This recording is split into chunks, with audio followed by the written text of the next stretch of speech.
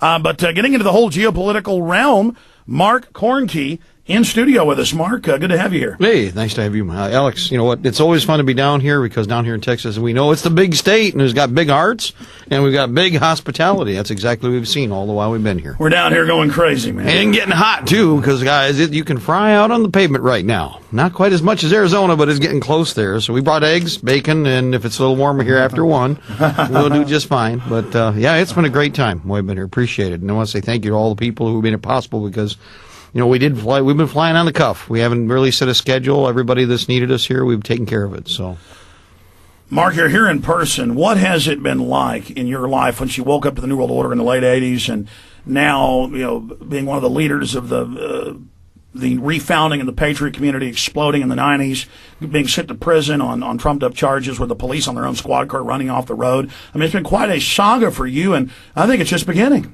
Well, we've actually been, we've been very, very busy, as you know, and as you get into this, you find out there's so much more to do, and that's exciting in of itself because you get a chance to meet all the people that are out there, and there's a lot of people, like you said, that have been in this before us that passed the torch on, and we're now doing the job that they did at one time. In fact, they didn't have the tools we have. Look at the great trinkets we have to work with that they get the word out. In the past, remember, it used to be, would you like to see a mimeograph? I've got a UN document, State Department document 7277. Right, exactly. And it'd be the one thing that they had to work with. Today, we have virtually every media tool at our disposal that our enemy hoped to manipulate and control. And our enemy was in the old mindset where they could go to a world governance conference and where all these world leaders and Walter Cronkite could call for world government. Now we can go get those old tapes and string 20 of them together with prime ministers and leaders calling for it and say, oh, that doesn't exist. Or we can, through Judicial Watch, go sue and get North American Union documents. In the past, we did that, but you had to hand them out. Now we can give them to millions. Right, and the other fascinating thing is don't forget that while Walter was telling you all about certain things from one direction, he's also the right hand of Satan, in his own words. Can you believe he said that? Well, again, you know, remember, wasn't it with Bohemian Grove, as I recall? Who was the voice in the background for so many years? Walter Cronkite. So let's see. Don't care. So do you think when people use certain words, especially when you see a statement made like that, even if he was trying to work off the cuff, that inventory, that process that he used that became a public statement, was sitting somewhere in his subconscious in some way. He didn't just pull that out of his back pocket. Usually that represents or demonstrates a mindset, a track, an ideology, a school of thought. And when you capture it like that, they figure it's a nano moment that'll never be captured and brought back again. After all, it's feudal resistance. Because that was done before the internet age. That's right. So now we brought it back from then to the future. And that's one of the things for a lot of your listeners right now. There's a lot of new people that are out there that are listening maybe for the first time. But let's say that they've gotten to the internet because they're retired. Now, you're listening out there right now and you have a collection of beta tapes or VHS tapes, or you were in an industry where you even saved part of what you did reel to reel. There are old satellite feeds. That's right. There are old files sitting there where people are listening, and when you hear what you hear on the programming like this during the breaks or when we come back, it hits a tumbler. Right. We need your help, too, because you may have the rest of what we don't have. And remember that if you can access and work together with us, we're going to get it out, and now it won't be just that nanobyte back in 1964. Now it's the truth brought forward to the year 2008. Think of what a tool that is. And it's happening more and more. That's right. So it's changing the dynamics of the battlefield, which is what we've been doing. The other side, well, let's put it this way. I walk all over the place. I go all over the place. And I also make a point of doing something everybody listening should do. Do not hesitate to speak. Silence and inaction is consent. That's right. It is action. That's the best way to describe it. Remember, the lack of motion is not an inaction. The lack of motion is one of many choices.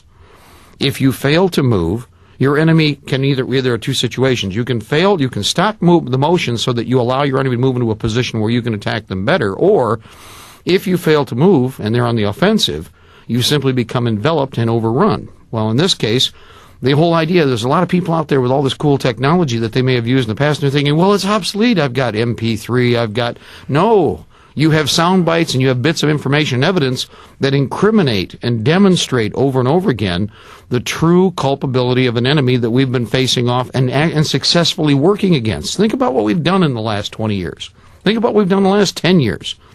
And again, look at the personalities that are coming forward, just like you've described in the program here, that are actually able to lever many, many other people. Now, I'm going to say this. Alex, you got a lot of people. If you have one personality that comes forward, consider this. It's kind of like when government says, well, I got 4 letters in the mail, and people say, well, that's not significant. Wrong.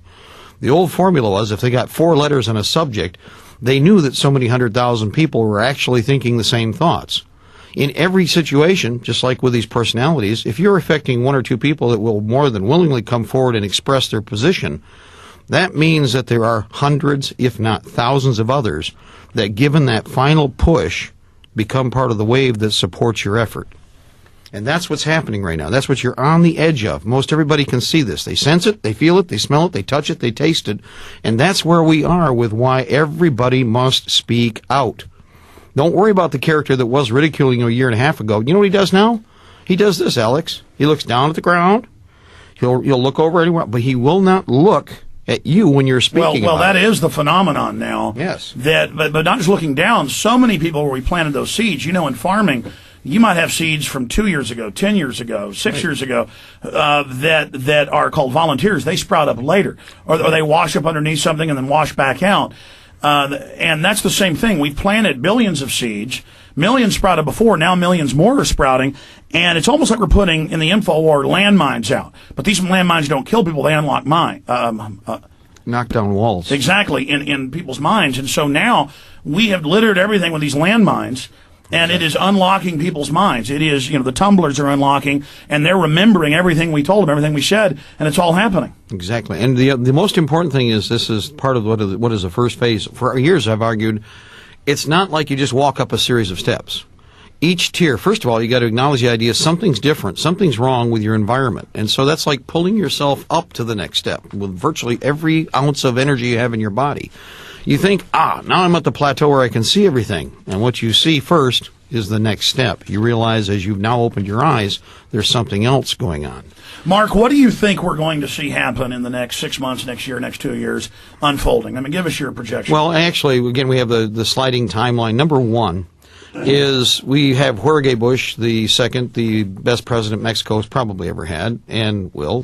We have perhaps a person who's looking to create a duchy out of Texas and the southwestern United States, if he would just let the timeline go the way it is. However, as again we're seeing, there are obviously enough people involved in government that are concerned with the idea that somebody wants to be expeditionary before he leaves office. Not of his own accord. Well, George Bush, if he starts a war with Iran, isn't doing it on his own accord. He's being told by somebody else to do this. As is traditionally the case, if he gets us into a conflict overseas, what's the argument? Well, we're already in it. What did we hear with Iraq? Well, now that we're in it, we can't back out. Now, getting us into Iran, especially being whack, whack, whack, whack, isn't he a lame duck? That would be one option, but here's the problem. What if whack, whack, whack, whack, instead of being a lame duck, he becomes a lion and decides to grab hold of the meat and stick? And that's the most realistic scenario. Between a combination of an attack inside the United States, a 9/11 type scenario, which everybody's been talking about, and an attack on Iran, which of course would be a war of aggression, just like the first war of aggression we've been in, with Iraq. You're going to see a situation where there would be greater and greater response from outside the United States and the international community. Now there's two attitudes, and we've already heard this, and you're seeing this. We need to take Americans to the international court. Now, I understand that sounds good. That sets the precedent for there. Well, it's the same thing in England. They have all this tyranny, and then the EU keeps ruling for liberty, but inside the EU, it's total tyranny. They're only setting the precedent in people's minds that that's the court of justice. And then all of a sudden, we go to a higher tier, alien to the United States, outside American jurisprudence.